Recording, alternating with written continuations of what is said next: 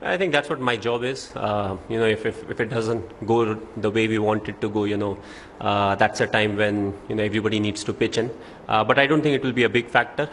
The reason being, what I always tell the boys is, you have to see what kind of cricket you are playing. What's the mistake that you have committed in the game, rather than thinking as to, oh, we only scored 80 runs or 90 runs. What's important is how to turn around and how to come back strong. And I feel this team has done it plenty of times. Right from the last World Cup that we played, it's something that the team has shown, this character of coming back after you can say a bad defeat, but that's what it is all about. So I don't think I'll have to work too hard. I think the dismissals, our batsmen, there are quite a few soft dismissal, and if you see the way, there was no partnership at all. What's needed is when you're scoring 120 or 125 runs, chasing.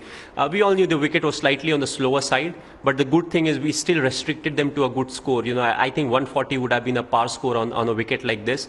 So I feel the bowlers did a good job by restricting them to 126.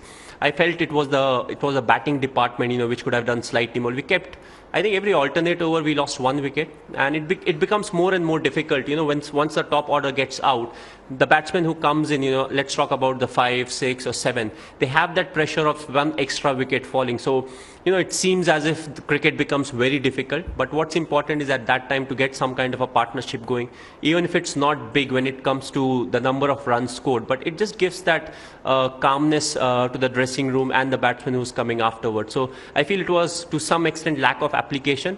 Few good deliveries, but it was more, I think, the soft dismissals than the good deliveries.